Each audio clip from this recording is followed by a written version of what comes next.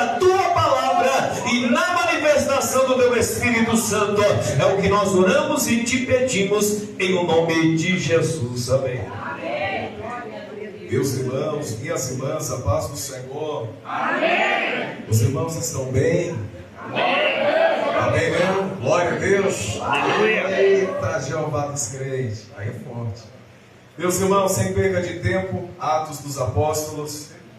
Glória a Jesus. Deus seja louvado nesta noite. Enquanto os irmãos procuram Atos dos Apóstolos, capítulo de número 17, está muito fácil de encontrar Atos dos Apóstolos. Quero estar fazendo aqui meus agradecimentos nesta noite. Primeiramente ao nosso Deus por me dar vida, saúde, varão, do jeito que estava antes, estava bom. Volta lá onde você estiver. Glória a Jesus. Quero exaltar o nome do Senhor que me dá vida, que dá graça de estar aqui nessa noite. Louvo a Deus pela vida do nosso pastor presidente, Elisvaldo Santana. Muito obrigado, meu pastor, por me pastorear, por me ensinar e por me dar esta oportunidade, sabendo que o Senhor poderia muito bem pregar no meu lugar. Eu louvo a Deus pela sua vida e pelo seu ministério. Louvo a Deus pela vida do pastor Cláudio e sua família, que nos recebe aqui com alegria, com prazer, que nos hospeda, irmãos, olha, uma dedicação fora do normal. Que Deus abençoe poderosamente a vida de vocês e pelo Senhor me confiar o microfone aqui nesta noite. Muito obrigado. Louvo a Deus pela vida de cada um dos irmãos que aqui se fazem presente, a igreja no total. No nome do pastor Cláudio, eu cumprimento a todos os obreiros e membros e visitantes aqui desta casa. E eu quero reconhecer, irmãos, que está muito bonito mesmo, hein? Está elegante, hein? Olha, Jesus!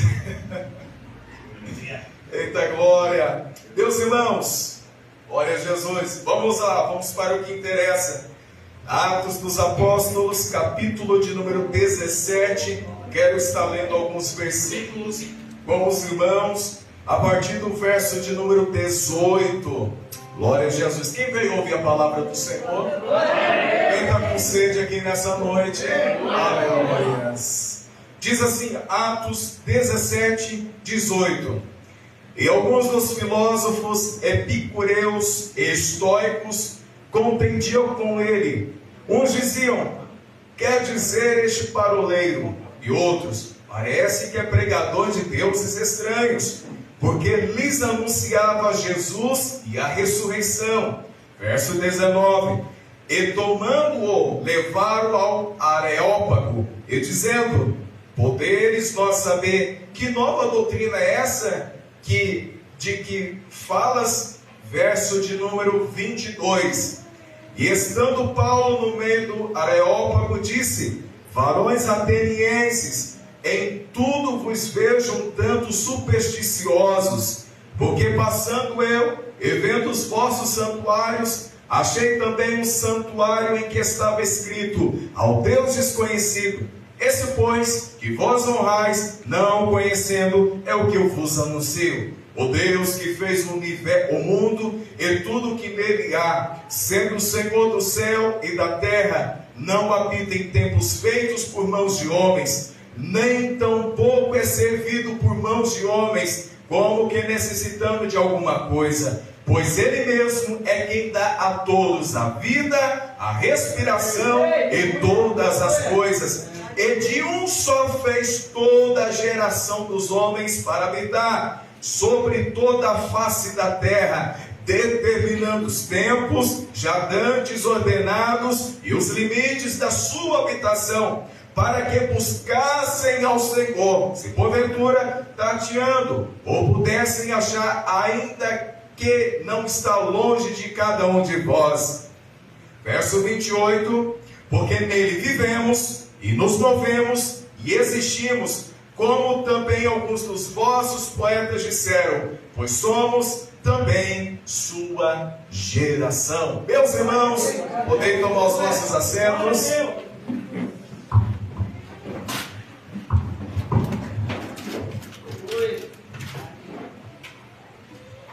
Meus irmãos, o texto bíblico que nós temos Irmãos, é um texto extraordinário. Nós observamos dentro de Atos dos Apóstolos. Atos dos Apóstolos vai nos mostrar exatamente os atos, os feitos do Espírito Santo na igreja.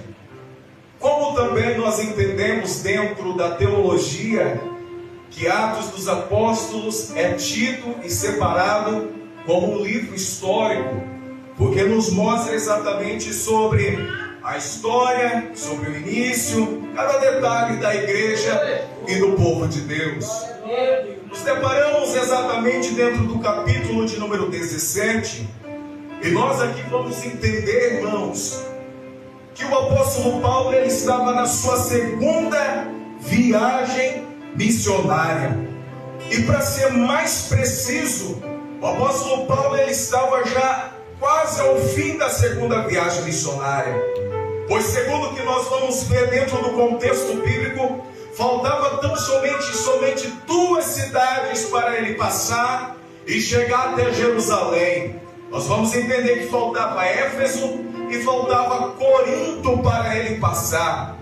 Nos deparamos justamente dentro do capítulo 17, e dentro disso nós vamos ver que Paulo, ele antes de ir para Atenas, Paulo ele estava na cidade por nome de Bereia. Paulo ele estava justamente no meio desse povo, onde ouviram o Evangelho e acataram o Evangelho. O texto bíblico nos faz questão de dizer, irmãos, que o povo eles levaram tão em consideração aquilo que o apóstolo Paulo havia dito para eles, que eles se dedicaram com veemência, com um vívido interesse, tanto no estudo da palavra de Deus, como no Evangelho de Jesus Cristo. Era um povo estudioso, era um povo cauteloso dentro do contexto, dentro das Escrituras, dentro daquilo que foi passado para eles. Ao passo disso, o texto bíblico vai nos trazer o entendimento que então o apóstolo Paulo ele desce para a cidade de Atenas. Justamente dentro dessa cidade, o apóstolo Paulo ele se identifica, ele vê, ele se depara com uma cidade repleta de ídolos, uma cidade repleta, irmãos, de deuses, D minúsculo, para ser mais claro aqui nessa noite, deuses com D minúsculo, porque o único e verdadeiro Deus é o nosso Senhor, que vive e reina para todos sempre. O apóstolo Paulo, ele se alarma com aquilo que ele estava com seus olhos a ver, a contemplar, porque, irmãos, como no contexto atual, Atenas era nada mais, nada menos do que a Índia que nós conhecemos, pois eles servem a inúmeros deuses, eles servem a inúmeros ídolos, eles servem a inúmeras entidades. Assim também eram os atenienses, eles tinham inúmeros deuses. Quando nós observamos para o contexto, o discurso do apóstolo Paulo, ele se divide em 3 partes. A primeira parte do discurso dele, ele fala que Deus é o Senhor do mundo, não precisando de templos feitos por mãos de homens para habitar, e nem de rituais cultuais feitos pelos homens, pela raça humana. O que é isso, presbítero Josué? É nada mais, nada menos do que o apóstolo Paulo dizendo para eles: olha, vocês têm inúmeros deuses, vocês servem a inúmeros deuses. E como disse o nosso querido pastor Elisvaldo aqui nessa noite, eles tinham essa cultura de servir inúmeros deuses, mas o entendimento deles ainda estava escurecido, estava, irmãos, faltando o clareamento da palavra de Deus, da verdade de Deus, da verdade da palavra de Deus. Eram homens culturais, eram homens que tinham inúmeros deuses. Se eu fosse aqui falar nessa noite, falaria sobre Zeus, falaria aqui noite sobre Poseidon, falarei aqui nessa noite sobre Artemisa e dentre outros, meus irmãos, mas infelizmente o entendimento deles estava escurecido e precisava do clareamento da palavra de Deus.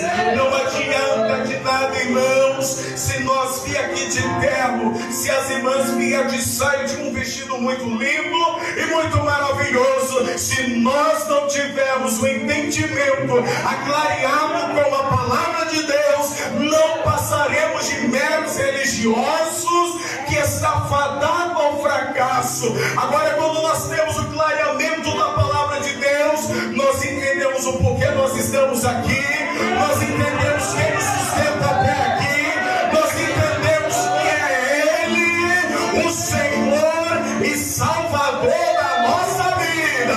Aleluia, aleluia, aleluia. A primeira parte do discurso do apóstolo Paulo, abraça-se, a boca é séria, é de que o Senhor é o Deus de todo mundo. A segunda parte do discurso do apóstolo Paulo é que o homem é a criação de Deus. Sendo assim, o homem precisa de Deus. O homem é dependente de Deus. Deus não é a criatura, Deus é o Criador e nós somos a criatura. Sendo assim, é necessário, irmãos, que nós tenhamos o nosso entendimento, na nossa mente fértil, na nossa mente, irmãos, que tem bilhões de neurônios. É necessário nós compreendermos que nós precisamos de Deus e de que nós não somos nada. Para falar umas palavras mais fáceis, na cultura brasileira, nós não passamos de pó e cinza, nós não somos nada, irmãos. Se não fosse a forte mão do Senhor sobre as nossas vidas, teríamos sucumbido há muito tempo. Na pandemia, nós já teríamos rodado, nós já estaríamos numa sepultura. Mas, irmão Josué, eu sou sortudo demais, eu nasci com uma estrela na testa, não. É que a forte mão do Senhor tem te sustentado, tem te fortalecido até esse presente. Até, irmão Josué, para um propósito maior. Abracadabra, basúria de calabai. Lembre que a sempre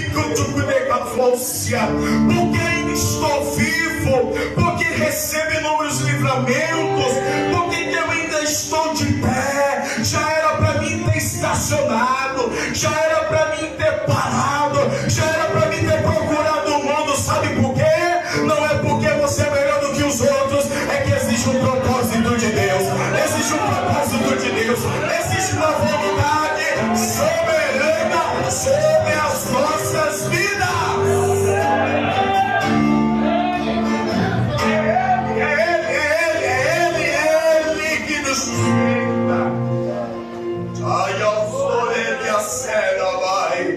A terceira parte do discurso do apóstolo Paulo, ele nos diz que há um relacionamento entre Deus e o homem. E aí ele combate, e ele bate de frente com os atenienses, de que a idolatria é tola, é vã, é sem propósito. Meus irmãos, quando nós compreendemos acerca disso, nós vamos compreender que o nosso Deus não é um Deus de longe, mas é um Deus de perto. É um Deus que criou tudo, mas Ele sabe exatamente o que acontece com as nossas vidas. É um Deus, irmãos, que não cabe aqui nesse templo, mas Ele pode habitar dentro de nós. É um Deus que fez tudo, Ele fez tudo, Ele sabe de tudo, e mesmo assim sabendo quem somos nós, e mesmo assim sabendo que nós somos falíveis, Ele ainda estende sobre nós a sua misericórdia, a sua graça. Ele nos sustenta até aqui. Ai, a sebe, a lagadaia, a súria, flaia. Elevando que vem a sebe, a súria. O apóstolo Paulo estava dizendo para os atenienses: ei,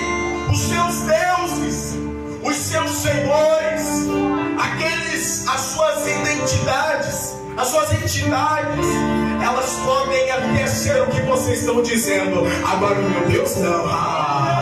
O meu Deus, eu sei quem Ele é, eu sei aonde Ele está, eu sei que Ele vive, eu sei que Ele não está numa sepultura, eu sei que Ele está no mais alto e sublime. Agora peraí, aonde está o Deus de vocês?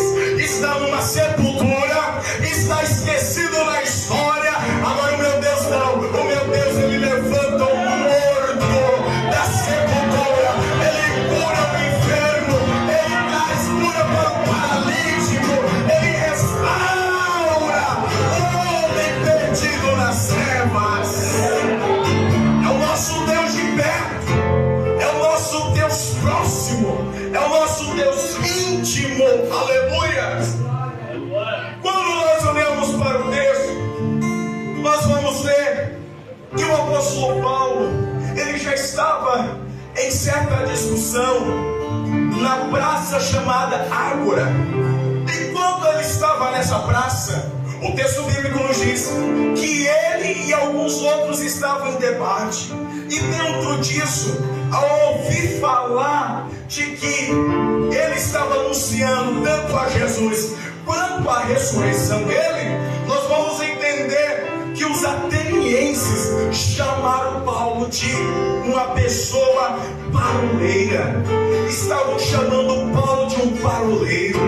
Alguém, irmão, segundo o que nós vamos saber, segundo o que nós vamos compreender, paroleiros, segundo o costume e a cultura dos atenienses daquele tempo, era uma gíria. E essa gíria significava um apanhador de grãos. Refere-se ao quê? A um pássaro que recolhe restos de comida dos esgotos. Olharam para ele com preconceito, com incompreensão, não sabendo a quem Paulo estava falando, não sabendo a quem Paulo estava pregando. E o problema, e aqui eu vou dizer aqui nessa noite, e o problema de alguém que tem um entendimento ainda escurecido, que não tem a graça de Deus, que não tem o clareamento da palavra de Deus, é esse, é que não compreende a verdade bíblica, é que não compreende o pregador, é que não compreende o ensinador, é que não compreende o pastor, porque para ele todo mundo é errado e ele é o certo. É exatamente assim, exatamente assim. Aquele que se acha, aquele que pensa alguma coisa, meu irmão, tu tá com o entendimento escurecido. Deixa o orgulho, deixa o lugar que você está e se renda hoje para a glória, se renda hoje para Ele. Ei, deixa os seus conceitos, deixa aquilo que você aprendeu lá. Ninguém aprendeu hoje novo aqui, quem aprendeu hoje com a palavra de Deus. Ai, te observe a saladai.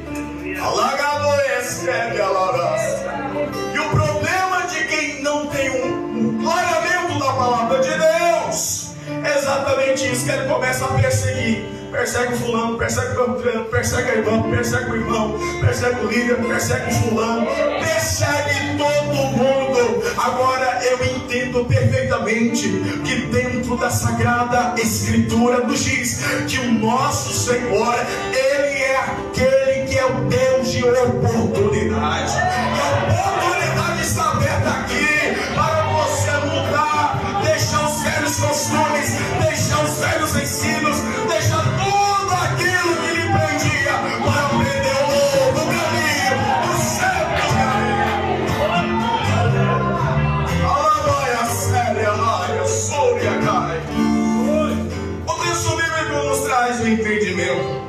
Paulo então é levado ao Areópago. Areópago era nada mais um local onde os filósofos, os entendidos, os chefes, os cabeças, os sábios, os inteligentes se reuniam para debater, para aprender, para discutir, para falar sobre uma nova ideia. E lá está indo o paroleiro, tido por alguns que não tem um entendimento aberto, Lá está sendo Paulo levado até esse local. Era como se fosse, irmãos, um local, uma câmara, né, de vereadores dos dias atuais. Era um local onde os mais velhos, os senhores iriam ouvir. E lá está indo Paulo, todo compassado, todo planejando, recebendo a direção do Espírito de Deus. E nós vamos entender que Paulo, ele estava atento naquilo que ele estava vendo. Tanto é que o texto nos diz que ele se depara com um altar, dizendo que era destinado ao Deus desconhecido. Dentro disso, Paulo, ele pega e utiliza como uma referência para iniciar o seu discurso. Só que, irmãos, nós observamos dentro das Sagradas Escrituras que dentre esse povo que estava ouvindo Paulo, havia dois grupos. O primeiro grupo eram os filósofos chamados epicureus. Esses homens, esses filósofos, eles eram seguidores, eles aprendiam, eram discípulos de Epicuro, que era também um filósofo da antiguidade.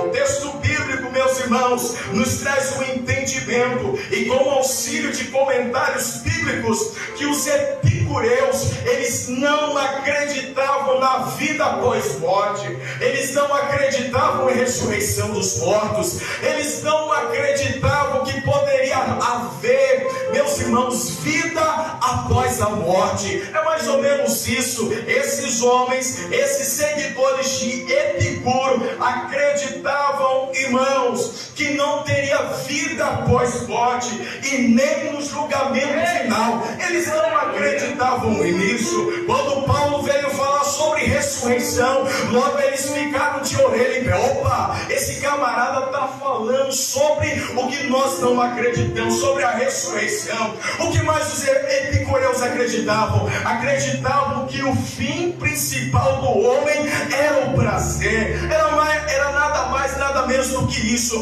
Que o lema deles era: comamos, bebamos, porque amanhã nós morreremos.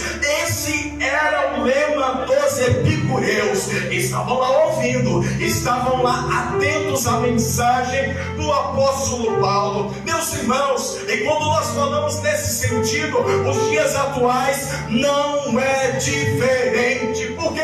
Porque nós encontramos exatamente tanto lá fora como aqui dentro em nosso meio pessoas que não acreditam na vida após morte, que não acreditam em arrebatamento, que não acreditam que serão arrebatados, que terão julgamento final. Quando alguns crentes ouvem falar sobre arrebatamento, ele rejeita, ele vira cara, ele desacredita, ele diz: há muito tempo que a igreja vem pregando, vem falando sobre isso e até hoje Jesus não veio. Ei, se cuida, porque Jesus breve vem para buscar sua igreja, para buscar o seu povo, lavado e remido pelo sangue do Cordeiro. Ei, toma cuidado, porque você pode ficar. Meus irmãos, os dias atuais não é diferente. Por quê?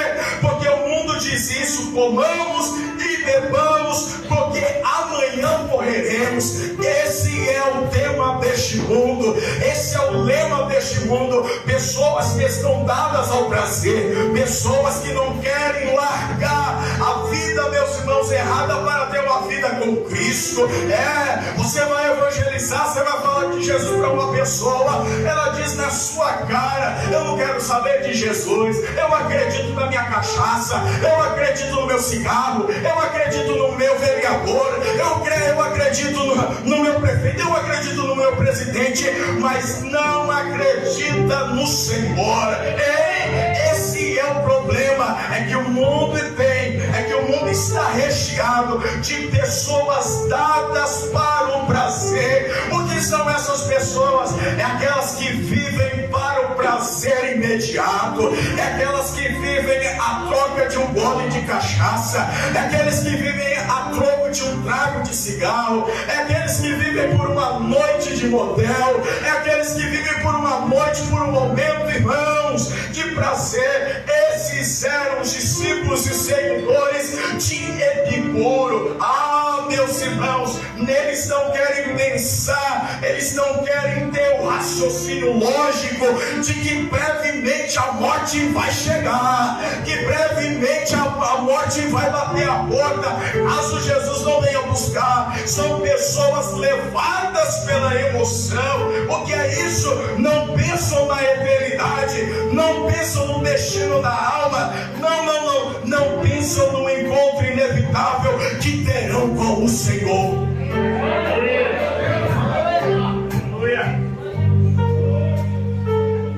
Não pensam, não param para raciocinar sobre o tempo final. Mas estava o apóstolo Paulo diante dos epicúreos, estava lá debatendo, estava lá mostrando que o Senhor é o Senhor que zela pela história.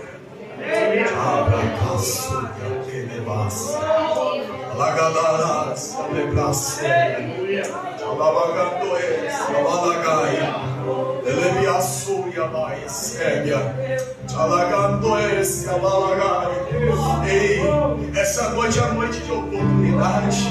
Essa é a noite onde o Senhor nos estende a sua oportunidade. Ei, deixa tal costume, tais hábitos dos epicureus, deixa esse ensino e deixe com que a palavra do Senhor venha sobre a sua vida, sobre o seu entendimento. Deixe com que a palavra venha produzir vida em sua vida. Aleluia! Meus irmãos, e o segundo grupo que estava com o apóstolo Paulo era os filósofos, os seguidores. Meus irmãos, eram os estoicos, eram aqueles que eram seguidores de Zeno, um homem também da antiguidade, filósofo da antiguidade. O que esses estoicos acreditavam? Qual era a base de crença deles, de fé deles que eles tinham? Eles acreditavam no determinismo cego. Eles acreditavam, meus irmãos, na submissão ao destino irreversível. Eles acreditavam exatamente nisso, na fatalidade. Eles acreditavam da seguinte maneira: bom, eu nasci numa família pobre, eu nasci no meio de um povo pobre, eu cresci como pobre e certamente morrerei como pobre, e certamente vou ser sepultado como um pobre. É exatamente, meus irmãos, dessas palavras que os estoicos acreditavam e tinham como base de fé, de crença deles. Eles acreditavam num destino irreversível, que nada pode mudar, que nada pode ser ajustado, que nada pode ser transformado, que nada, irmãos, pode ter uma segunda chance, uma segunda maneira. Não. Eles não acreditavam nisso. Na filosofia, meus irmãos, dos estoicos, não há esperança. Não adiantava clamar e nem lutar por aquilo que eles poderiam correr ou ter como base. Não, meus irmãos, nessa cosmovisão gesta exatamente o desespero e dá luz ao conformismo. Quem são esses? Que é esse povo? Exatamente aqueles, meus irmãos, que se conforma com a vida e com a situação que se encontram. Exatamente, eles têm na sua mente, no seu intelecto, que assim eu nasci pecador e vou morrer pecador, que eu nasci sem jeito e vou morrer sem jeito, que eu nasci problemático e vou morrer problemático. Eu nasci no mundo, vou morrer no mundo. Eu nasci dando trabalho, vou morrer dando trabalho. Não. O que nós encontramos dentro do contexto sagrado, nas sagradas escrituras, nós acreditamos e vemos, meus irmãos, que há sim oportunidade, que há sim uma segunda chance, que há sim jeito, forma de mudar, de transformar, de ser ajustado.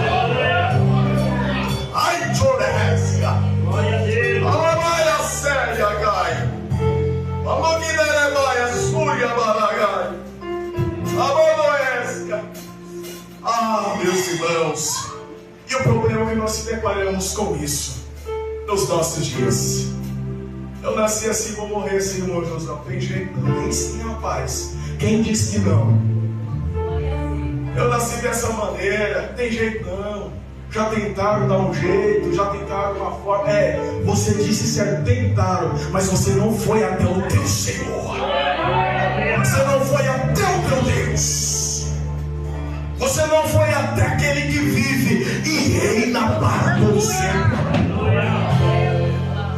Foi no patrão, foi no tio, foi no fulano, pediu conselho, pediu uma forma, pediu uma maneira e não conseguiu mudar. Aí o diabo se aproveita da situação. Eu avisei, eu falei que você não tem jeito, você não tem uma segunda chance. Aí alguns, por darem ouvido à voz de Satanás, colocam um ponto final na sua vida, colocam uma corda no seu pescoço, pula da ponte, toma veneno, faz atrocidades com a própria vida, achando que não tem jeito. Ei, deixa eu te dizer nessa noite, eu sei que o congresso é o congresso em comemoração ao 4º aniversário do templo, mas também é o congresso de Jesus lhe alcançar aonde você está. Ai, a séria calabrai, lerabaia soria manto que me assai. Meus irmãos, aleluias, é possível sair do cativeiro e ter uma nova vida em Cristo Jesus. Ai, vai a séria lagalada. Tu fala para Jesus, Jesus está tão difícil, eu não consigo. Sai a sébia lagadai, mandou quem merece. Nada muda, Jesus, nada se ajusta. Já tentei. Já fui, já recorri, já fiz tudo, já fiz tanta coisa, mas nada, Jesus. Ei. Jesus pode mudar esse cativeiro. Jesus pode mudar esse cativeiro. Jesus pode te tirar desse cativeiro. Jesus pode trazer uma nova vida para você.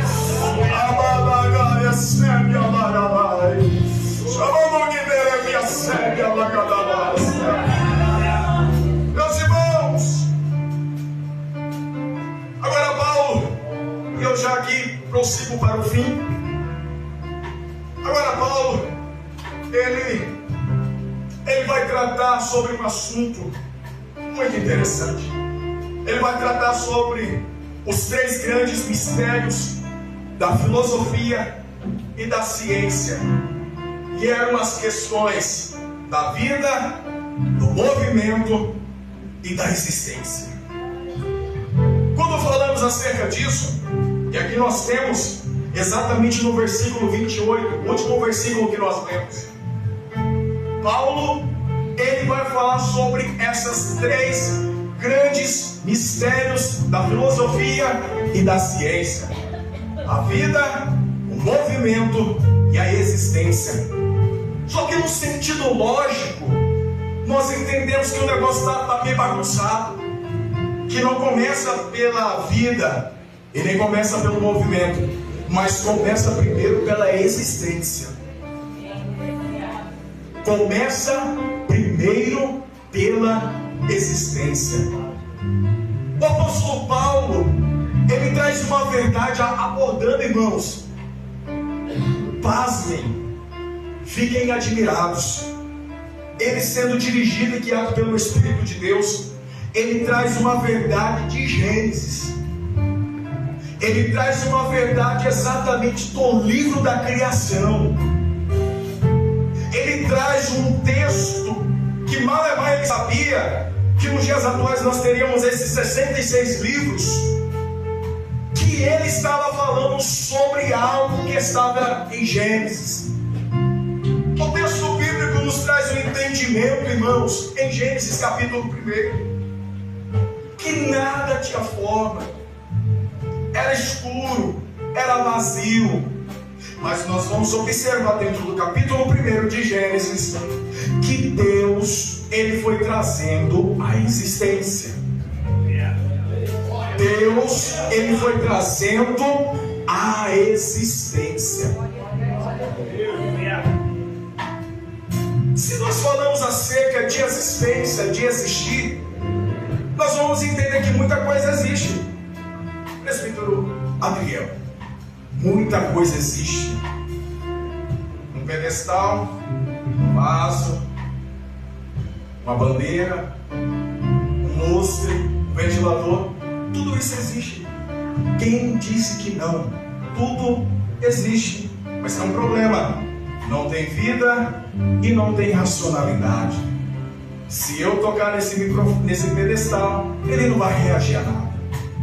Se você tocar na cortina, ela também não vai reagir. Por quê? Porque ela simplesmente existe. Ela simplesmente foi feita por alguém, por seu Criador. E quando nós entendemos nesse contexto, irmãos, o apóstolo Paulo, ele estava falando justamente numa linguagem filosófica, que o Senhor é aquele que traz a existência.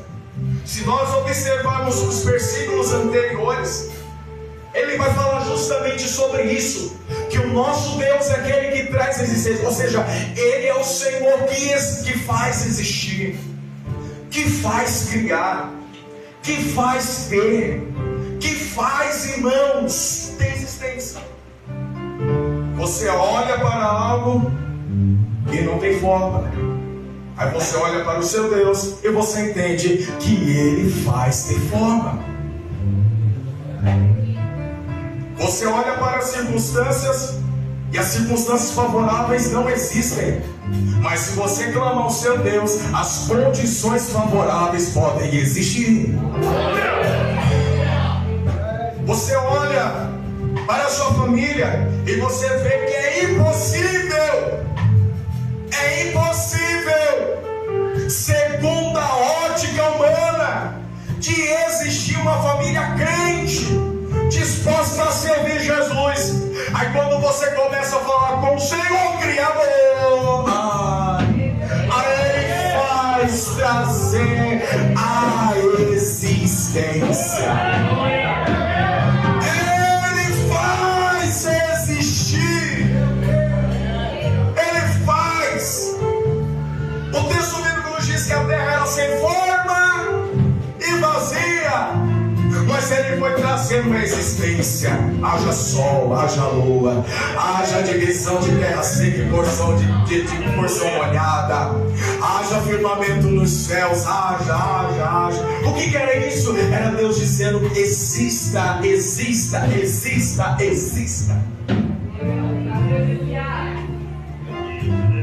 A segunda parte do discurso, e o inimigo, olha, irmãos, o inimigo não é Satanás, é o relógio aqui, está me atrapalhando. E a segunda parte, irmãos, do conceito e do entendimento dos filósofos, era exatamente a vida. Para eles era um mistério. Para eles ficavam debatendo horas e horas sobre a vida, sobre aquilo que existe, sobre aquilo que tem fôlego. E nós vamos entender que o apóstolo Paulo também, ele traz verdades lá de Gênesis capítulo 1 e capítulo de número 2. Muita coisa tem vida por aí. E essa outorga é somente Deus quem dá. É somente Deus quem concede. Uma mulher pode gerar uma criança, mas se não for o Senhor para dar vida, nasce morta. Nasce sem condições nenhuma de viver. Quem outorga a vida é Deus. E o texto bíblico nos diz isso, que houve animais, que houve répteis, que houve, irmãos, as demais criaturas que têm vida, houve, e foi outorgada por Deus. Quem disse que não? Foi outorgada pelo Senhor. E nós observamos que em certas circunstâncias, segura aí, já você vai dar glória a Deus. E existem algumas circunstâncias que nos deparamos exatamente sem existência e sem vida. Jesus, olha, eu estou numa situação que eu não sou nada. Não sei por que eu estou existindo, não sei ainda por que eu tenho vida, não sei por que eu ainda estou respirando, não sei por que eu ainda estou aqui. Tu está numa situação tão complicada que nem sequer a vida tu louva a Deus, nem a vida tu glorifica ao Senhor. E existe aqueles que estão existindo, mas não tem vida.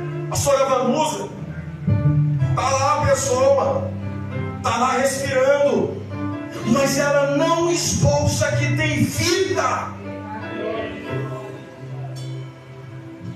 Expulsa qualquer outra coisa menos vida. Expulsa fracasso, derrota. Expulsa que o Senhor me esqueceu, que Jesus é injusto, que Jesus tem os seus queridos, que Jesus tem os seus preservados, mas nunca se lembra que aquele que deu vida ao primeiro homem é o mesmo Senhor que dá vida hoje aqui também. E a aplicação é tanto no sentido vital, físico, como também no espiritual. Eu vim te dizer nessa noite, no primeiro dia desse congresso, você está existindo somente. Você está somente aí nessa capa vazia. Só está existindo, está igual um saco. Você está igual um saco preenchido com ar. Não tem vida, não tem nada, só está existindo. E o Senhor te trouxe aqui nessa noite para te dizer: tem vida, tem vida. Na casa tem vida, tem vida. Aqui no altar pode produzir vida.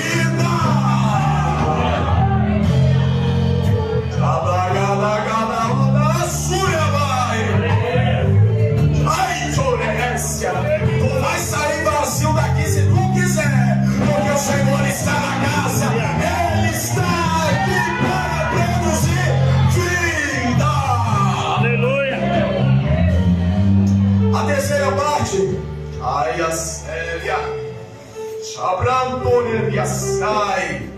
a terceira parte é o movimento. E aqui, se tu não der glória, olha, fica bem desconfiado de você. Existem muitos que têm existência, que têm vida, mas não se movimentam. Existem muitos, vou repetir, têm existência, têm vida, mas não tem movimento. Não se move para dar glória. Não se move para dar aleluias. Não se move nem sequer para agradecer ao Senhor pelo fôlego de vida.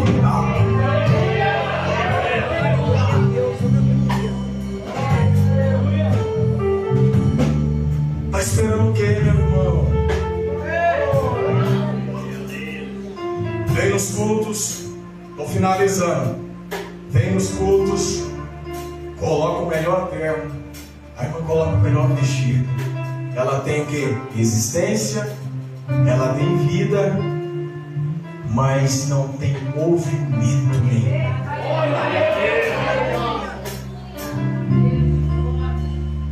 E Paulo, ele traz uma verdade lá de Gênesis também.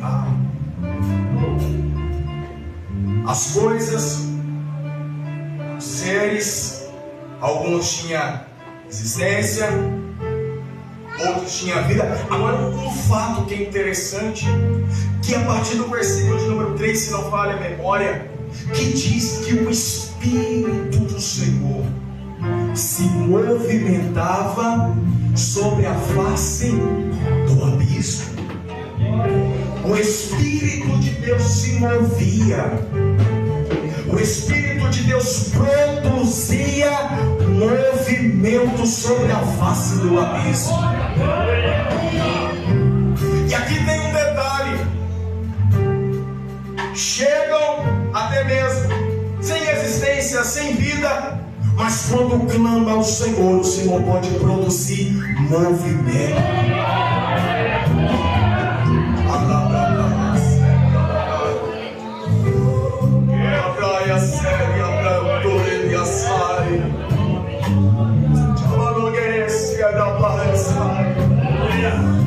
Aleluias, aleluias.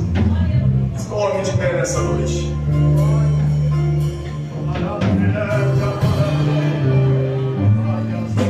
Tem muitos, tem existência, tem vida, mas está sem o que? O movimento da emoção? Não. Está sem o movimento do poder? Está sem o movimento do que, presbítero Josué? Está sem o movimento do Espírito de Deus.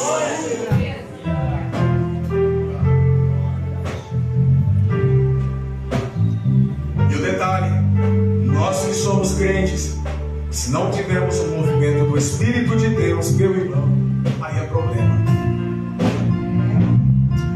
Não tem criação, não tem forma,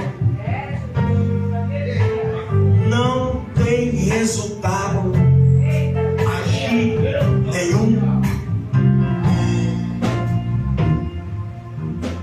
E como eu já disse, essa é a noite de oportunidades. Vou até fechar aqui, porque não quero mais prosseguir. Essa noite é a noite de oportunidade. Tu chegou nesse congresso existindo, tendo vida, você está respirando aí, mas pode ser que está faltando o movimento do Espírito de Deus. E Ele está aqui. Alagaia, Sébia, Chaito que defosse, Alarabacai. Ô Josué, estou cansado, estou fatigado da igreja, estou desanimado. É a mesma coisa a todo culto. Meu irmão, o problema não está em Deus e nem muito menos na liderança. O problema é que está faltando movimento do Espírito Santo de Deus na sua vida. Ai, tu me sabe, alagadai. Eu não aguento mais essa vida rotineira. Eu não aguento mais essa vida de terça, quinta, domingo. Eu não sei qual é a ordem de culto aqui dessa congregação. Eu não aguento mais, é a mesma coisa, é a mesma coisa. Ei, se tu clama ao Senhor nessa noite, haverá novidade, haverá novidade, haverá o movimento do Espírito Santo de Deus.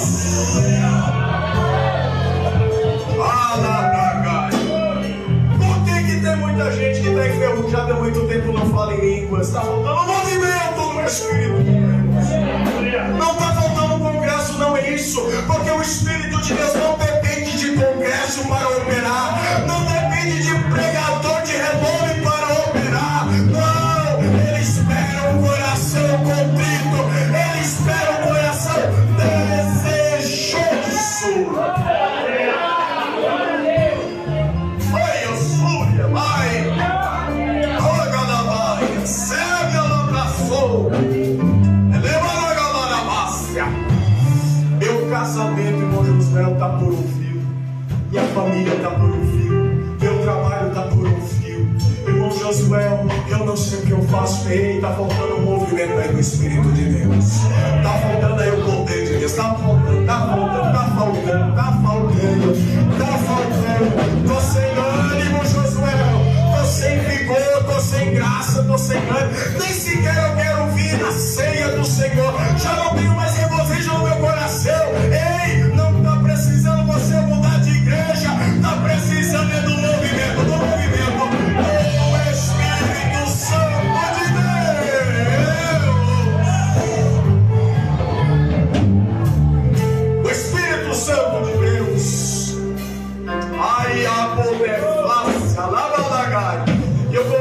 Nessa noite eu vim para louvar. Enquanto isso eu quero orar com a igreja. Eu entendo, eu acredito que Jesus vai mover alguém aqui nessa noite. Ele vai mover alguém aqui nessa noite. Aleluia. Aleluias. Aleluias, aleluias, aleluia. E se essa palavra falou contigo, vem pra cá, vem pra cá, vem pra cá. Se tu está precisando de movimento, vem pra cá. Movimento do Espírito de Deus. Não vem com outra coisa não. Vem pra cá, vem pra cá, vem pra cá. Recebe a lagabaia, sou. Ô Josué, há muito tempo que eu não sei o que sente a presença de Deus. Ei, vem pra cá, vem pra cá, vem pra cá. Ele está na casa, Ele está no ambiente, Ele está aqui. Recebe a lagabaia. Abrócia, vem pra cá, se mova do seu lugar. Ao menos isso, ao menos tenha esse movimento nesta noite. Aleluias, aleluias, aleluias, aleluias, aleluias.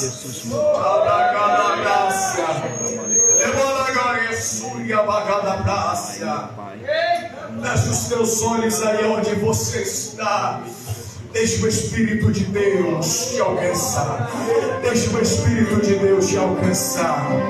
Deixa o Espírito de Deus te alcançar aí. Ei, não volta para casa mais fácil não. Não volta para casa sem existência não. Não volta para casa sem vida não. Ei, não volta para casa sem o movimento do Espírito Santo. Recebe a larabraça. Recebe a glória, Pai.